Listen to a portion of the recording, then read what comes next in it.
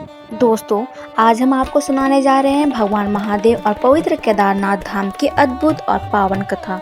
यह कहानी है भक्ति, त्याग और आस्था की, जो सदियों से श्रद्धालु के हृदय में अमर है। हिमालय की गोद में बर्फ से ढकी चोटियों के बीच स्थित केदारनाथ मंदिर समुद्र तल से लगभग 11,755 फीट की ऊंचाई पर है। यह 12 ज्योतिर्लिंगों में से एक है और भगवान शिव के प्रमुख धामों में गिना जाता है। महाभारत के युद्ध के बाद पांडवों के मन में यह पश्चाताप था कि उन्होंने युद्ध में अपने ही भाइयों और संबंधियों का वध किया। उन्होंने अपने पापों से मुक्ति पाने के लिए भगवान शिव की आराधना करने का निर्णय लिया। पांडवों को देखते ही महादेव ने सोचा, इनका पाप बहुत बड़ा है, इनसे सीधे मिलना उचित नहीं है। इसलिए उन्होंने साधारण मनुष्य का रूप छोड़कर एक विशाल बैल का रूप धारण किया और हिमालय के जंगलों में छिप गया। पांडव महादेव को खोजते खोजते केदार तक पहुंच गए। भीम ने एक स्थान देखा कि एक अजीब सा बैल भूमि से अपना सिर छुपाकर खड़ा है। उन्हें आभास हुआ कि यह कोई साधारण बैल नहीं। भीम ने अपनी पूरी शक्ति लगाकर बैल को पकड़ने की कोशिश की, लेकिन वह धरती में समाने लगा। भीम ने बैल की पीठ पकड़ ली और उसी समय बैल का पिछला भाग प्रकट रह गया, जबकि बाकी शरीर धरती में समा गया। तभी महादेव ने अपनी असली रूप धारण किया और पांडवों को दर्शन दिया। उन्होंने पांडवों को आशीर्वाद दिया, तुम्हारा पश्चाताप और भक्ति देखकर मैं प्रसन्न हूँ। इस स्थान पर मेरा यह रूप ज्योतिर्लिंगों के रूप से सदैव पूजित होगा। बैल का पिछला भाग ही केदारनाथ ज्योतिर्लिंग के रूप में स्थापित हुआ। कथा के अनुसार बैल के अन्य अंग अलग अलग स्थानों पर प्रकट हुए। भुजाएं तुंगनाथ, मुख रुद्रनाथ, नाभि मध्य महेश्वर और केश कल्पेश्वर में पूजित हैं। ये सभी स्थान पंच केदार के नाम से प्रसिद्ध है। केदारनाथ धाम केवल पांडवों की भक्ति का ही प्रतीक नहीं, बल्कि यह बात का प्रमाण है कि सच्ची आस्था और पश्चाताप से भगवान प्रसन्न होकर पापों का नाश करते हैं।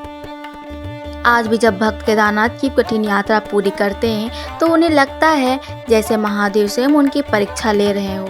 कठिन मार्ग, ठंडी हवाएं, बर्फीली चोटियां, यह सब मिलकर भक्ति की शक्ति का अनुभव कराते हैं। 2013 की भीषण बाढ़ में भी केदारनाथ मंदिर अडिग खड़ा रहा। भारी विनाश के बीच मंदिर की दीवारों को भी कोई क्षति नहीं पहुंचती। भक्त मानते हैं कि यह स्वयं महादेव की कृपा थी। मित्रों, महादेव और केदारनाथ की यह कथा हमें सिखाती है कि भक्ति और सच्चा पश्चाताप ईश्वर को अवश्य प्रसन्न करते हैं, चाहे रास्ता कितना भी कठिन क्यों ना हो। जब मन में आस्था हो तो महादेव स्वयं अपने भक्तों तक पहुंच जाते हैं।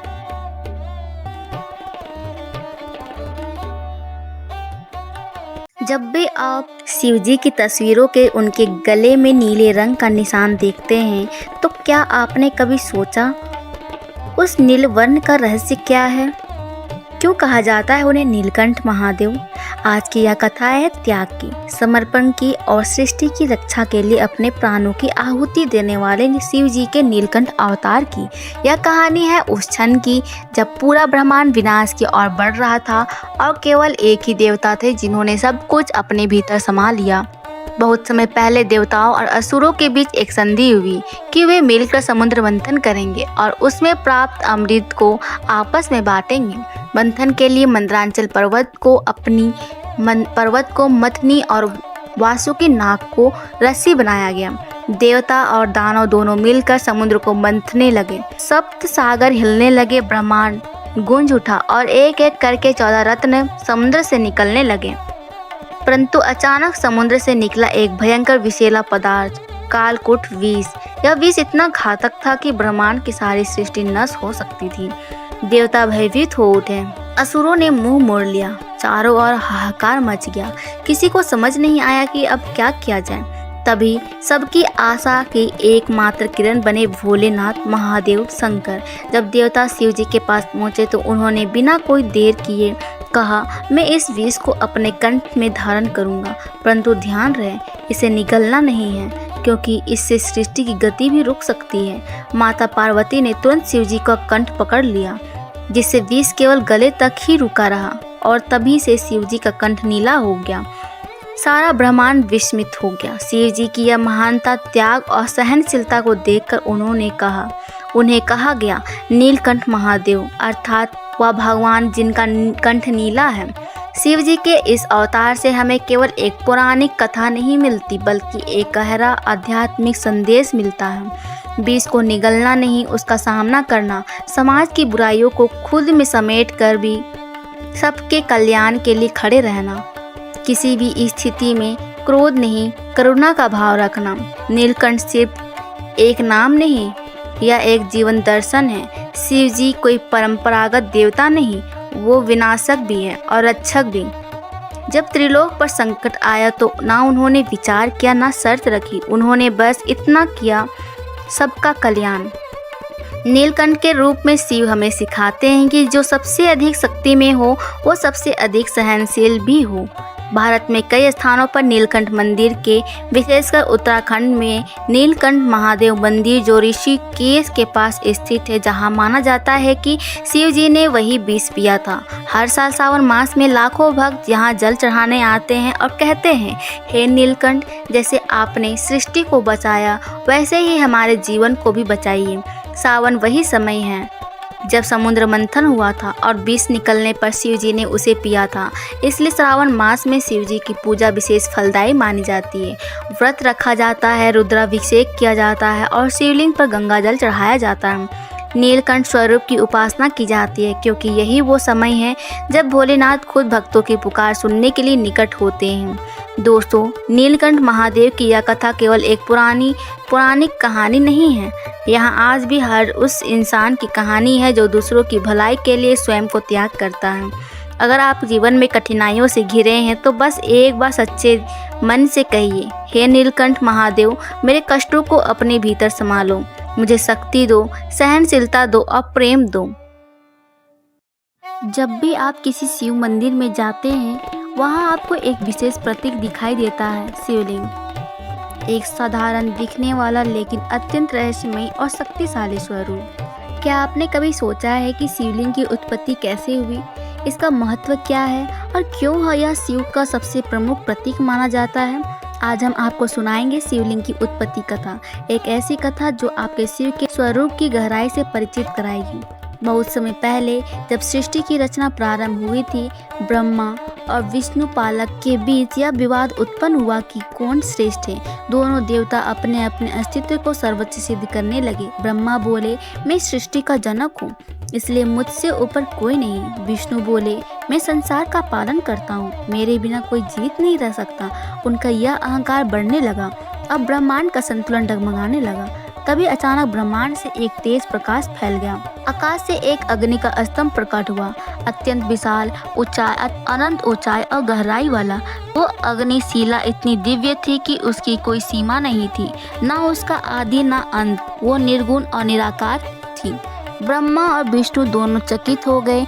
उस स्तंभ से एक आवाज आई, जो मेरी ऊंचाई या गहराई जान लेगा वही श्रेष्ठ माना जाएगा। ब्रह्मा ने कहा, मैं हंस का रूप लेकर ऊपर उड़कर उसके शिखर तक जाऊंगा, और वह ऊंचाई की ओर चल दिए। विष्णु बोले, मैं वराह का रूप लेकर इसकी जड़ तक जाऊंगा, और वो नीचे की ओर खोदते चले गए। हजारों वर्षों तक दोनों अपनी अपनी दिशा में बढ़ते रहे, लेकिन किसी को भी न आदि मिला न अंत। विष्णु समझ गए कि यह कोई परम शक्ति है। उन्होंने लौटकर अपनी हार स्वीकार की, लेकिन ब्रह्मा ने झूठ बोल दिया, मैंने इसका शिखर देख लिया है। उन्हें लगा कि वो श्रेष्ठता का स्थान पा लेंगे। तब भी उस अग्नि स्तंभ से स्वयं महादेव प्रकट हुए, तेजस्वी, भस्म लिप्त, त्रिनेत्रधारी। उन्होंने क्रोधित होकर ब्रह्मा से कहा, तुमने अहंकारवश झूठ बोला, लेकिन तुम्हारी पूजा इस संसार में नहीं होगी। और उन्होंने विष्णु की विनम्रता की सराहना की। फिर महादेव बोले, यह अग्नि स्तंभ मेरा स्वरूप है, लिंग रूप। मैं निराकार हूँ और यह रूप मेरे अस्तित्व का प्रतीक होगा। जो मेरे इस लिंग रूप की पूजा करेंगे उसकी सभी मनोकामनाएं पूर्ण होंगी। यही से हुआ शिवलिंग की उत्पत्ति। लिंग शब्द का अर्थ है चिन्ह या प्रतीक। शिवलिंग कोई साधारण पत्थर नहीं, या ब्रह्मांड की अनंतता और शिव के निराकार स्वरूप का प्रतीक है।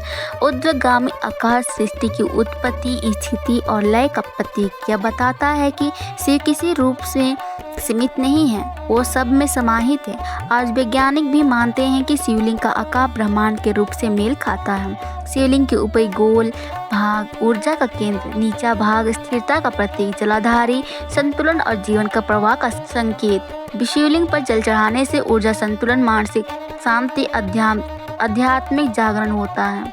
शिवलिंग की पूजा अत्यंत फलदायी मानी जाती है।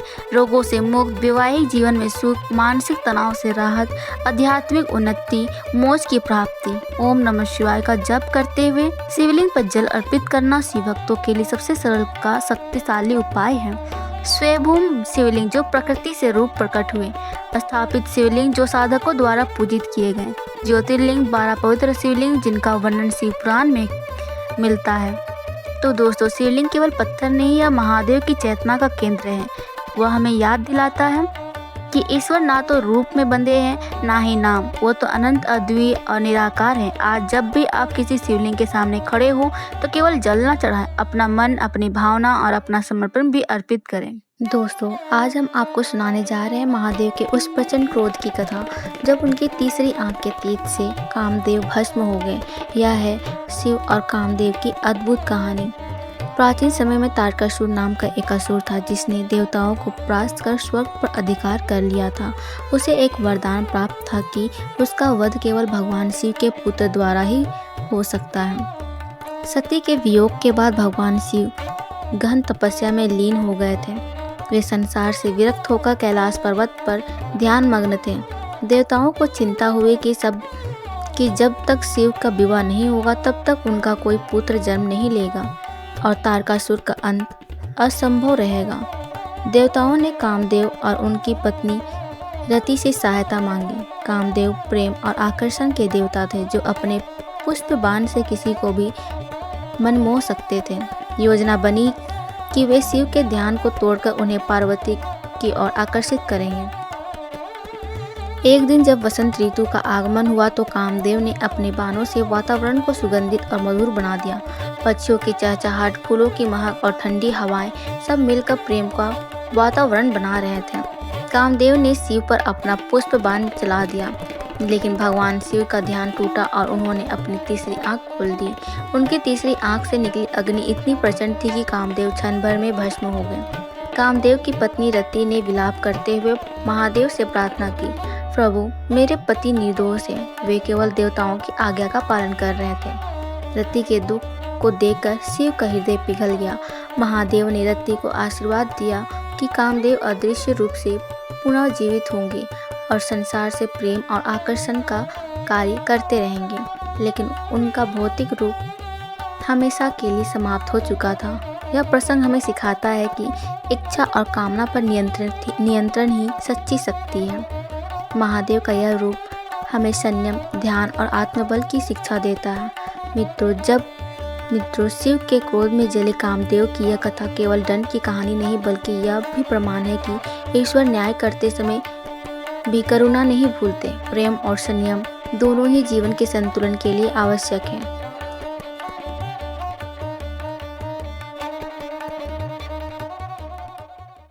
दोस्तों, आज हम आपको सुनाने जा रहे हैं सृष्टि के इतिहास की एक अद्भुत और महत्वपूर्ण कथा। यह है समुद्र मंथन और महादेव के विषपान की कहानी। सतयुग का समय था। देवताओं और असुरों के बीच निरंतर युद्ध हो रहे थे। देवताओं की शक्ति धीरे धीरे घट रही थी और असुर प्रबल होते जा रहे थे। इंद्र और अन्य देवता चिंतित होकर भगवान विष्णु के पास पहुंचे। भगवान विष्णु ने कहा, यदि देवताओं को फिर से बल प्राप्त करना है तो उन्हें अमृत की आवश्यकता होगी। इसके लिए समुद्र मंथन करना होगा, लेकिन इसमें असुरों को भी शामिल करना होगा। देवताओं ने यह योजना स्वीकार की और असुरों के साथ मिलकर मंथन की तैयारी शुरू कर दी। मंदरांचल पर्वत की मंथनी बनाया गया और वासुकी नाग को रस्सी। देवताओं के वासुकी की पूंछ पकड़ी और असुरों ने उसका फन। समुद्र मंथन आरंभ हुआ और समुद्र से एक एक करके अद्भुत रत्न और वस्तुएं निकलने लगी। अचानक समुद्र की गहराइयों से एक भयंकर विष निकला, हलाहल। इसका प्रभाव इतना घातक था कि इसकी भाप से ही जीव जंतु मरने लगे। आकाश काला हो गया और पृथ्वी पर संकट छा गया। भयभीत हो देवता और असुर ब्रह्मा और विष्णु के साथ मिलकर कैलाश पर्वत पर महादेव के पास पहुँचे। उन्होंने विनम्र होकर कहा, प्रभु, यह विष पूरे ब्रह्मांड को नष्ट कर देगा, केवल आप ही इसे रोक सकते हैं। महादेव ने कहा, यदि यह विष फैल गया तो सृष्टि समाप्त हो जाएगी। मैं इसे पीकर अपने कंठ में धारण करूंगा ताकि यह किसी को हानि ना पहुंचा सके। महादेव ने अपने हाथों में विष लिया और पी लिया। जैसे ही विष उनके कंठ तक पहुंचा, उसका प्रचंड प्रभाव उनके गले में ठहर गया और गला नीला पड़ गया। तभी से महादेव नीलकंठ नाम से प्रसिद्ध हुए। कथा है कि माता पार्वती ने तुरंत उनके गले को पकड़ लिया ताकि विष उनके शरीर में ना फैल सके, इसलिए विष केवल उनके कंठ में ही रुका रहा। महादेव के इस त्याग से देवता, असुर और संपूर्ण सृष्टि बच गई। सभी ने महादेव की स्तुति की और उन्हें त्रिलोक के रक्षक के रूप में प्रणाम किया। महादेव के विषपान के बाद समुद्र मंथन जारी रहा और अंत में अमृत प्राप्त हुआ। देवताओं ने अमृत पीकर अपनी शक्ति पुनः प्राप्त की और धर्म की स्थापना हुई। समुद्र मंथन और विषपान की कथा हमें यह सिखाती है कि सच्चा नेता वह है जो अपने हित से पहले दूसरों की रक्षा करे। महादेव का यह त्याग निस्वार्थ सेवा का सर्वोच्च उदाहरण है। मित्रों, महादेव के विषपान का यह प्रसंग केवल एक पौराणिक कथा नहीं बल्कि त्याग, साहस और करुणा का प्रतीक है। जब भी संसार पर संकट आता है, महादेव स्वयं उसे सहकर अपने भक्तों की रक्षा करते हैं।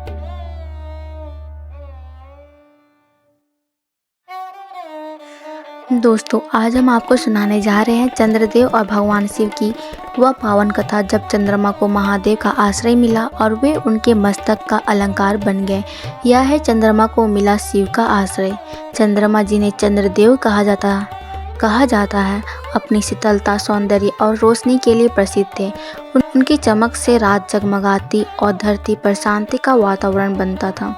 वे दक्ष प्रजापति के दामाद थे और उनकी 27 पुत्रियों से बुआ हुआ था, जो नक्षत्रों के रूप में जानी जाती। चंद्रदेव सभी पत्नियों में से रोहिणी से सबसे अधिक प्रेम करते थे। वे अपना अधिकांश समय रोहिणी के साथ बिताते, जबकि बाकी पत्नियां उपेक्षित महसूस करने लगी। जब यह बात दक्ष प्रजापति को पता चली तो वे अत्यंत क्रोधित हुए। उन्होंने चंद्रदेव को श्राप दिया, तुम्हारी यह सुंदरता और चमक धीरे धीरे छिन्न हो जाएंगे और तुम छिन्न होकर विलुप्त हो जाओगे। श्राप लगते ही चंद्रदेव की रोशनी घटने लगी। वे सभी देवताओं और ऋषियों के पास गए, लेकिन कोई भी दक्ष के श्राप को पूरी तरह टाल नहीं सका। आखिरकार नारद मुनि ने उन्हें सलाह दी, यदि कोई तुम्हें इस श्राप से मुक्त कर सकता है तो वो महादेव है। कैलाश पर्वत पर जाकर उनकी आराधना करो। चंद्रदेव कैलाश पहुँचे और कठिन तपस्या में लीन हो गए। उन्होंने हजारों वर्षों तक ओम नमः शिवाय का जप किया। चंद्रदेव की भक्ति से प्रसन्न होकर महादेव प्रकट हुए और बोले, चंद्र, तुम्हारा अहंकार तुम्हें इस स्थिति तक ले आया, लेकिन तुम्हारी भक्ति सच्ची है। मैं तुम्हें पूर्णतः श्राप मुक्त तो नहीं करूँगा, परंतु तुम्हें एक वरदान देता हूँ। महादेव ने कहा, तुम महीने के 15 दिन छिन्न होगे और 15 दिन बढ़ोगे। इस तरह तुम्हारी सुंदरता बार बार लौटेगी। उन्होंने चंद्रदेव को अपने मस्तक पर स्थान दिया और अर्ध चंद्र के रूप में उन्हें धारण किया। इस आशीर्वाद से चंद्रदेव न केवल श्राप से आंशिक रूप से मुक्त हुए, बल्कि वे महादेव के मस्तक का अलंकार बनकर अमर हो गए। आज भी शिवलिंग पर जल चढ़ाते समय भक्त चंद्रमा का विशेष रूप से स्मरण करते हैं। यह कथा हमें सिखाती है कि अहंकार पतन का कारण है, लेकिन सच्ची भक्ति से हम अपनी गलतियों को सुधार सकते हैं और ईश्वर का आश्रय पा सकते हैं। मित्रों, चंद्रमा का मिला शिव का आश्रय केवल पौराणिक कथा नहीं, बल्कि यह इस सत्य का प्रमाण है कि महादेव अपने भक्तों को न केवल शरण देते हैं, बल्कि उन्हें नया जीवन और सम्मान भी प्रदान करते हैं।